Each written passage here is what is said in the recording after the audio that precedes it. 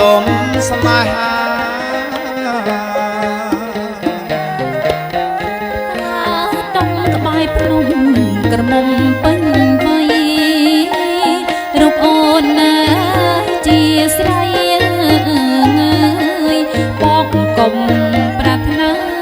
តំក្បែរភ្នំក្រមុំពេញវ័យរូបអូនណាជាស្រី